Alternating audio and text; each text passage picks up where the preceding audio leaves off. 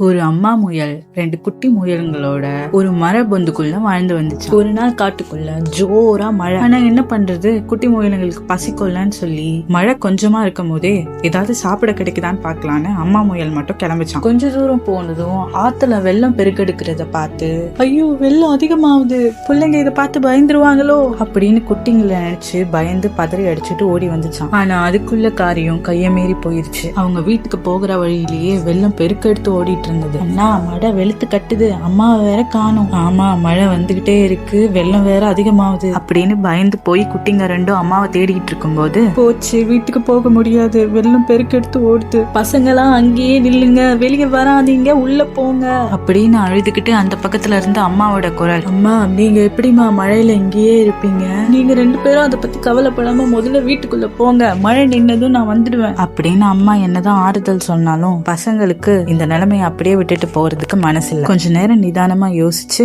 வீட்டுக்குள்ள போய் ஒரு கயிறு எடுத்துட்டு வந்தாங்க. எடுத்துட்டு வந்த கயிறோட ஒரு முனைய இவங்க பக்கமும் இன்னொரு முனைய அம்மா பக்கமும் தூக்கி போட்டாங்க. பசங்க சொன்னதை புரிஞ்சுக்கிட்டு அம்மா அந்த இன்னொரு முனைய அந்த பக்கம் இருக்க மரத்துல கட்டினாங்க. பிறகு கையில இருந்த கொடைய அந்த கயிற்றுல மாட்டி அதுல சறுக்கிக்கிட்டே வீடு இருக்க முனைக்கு வந்துட்டாங்க.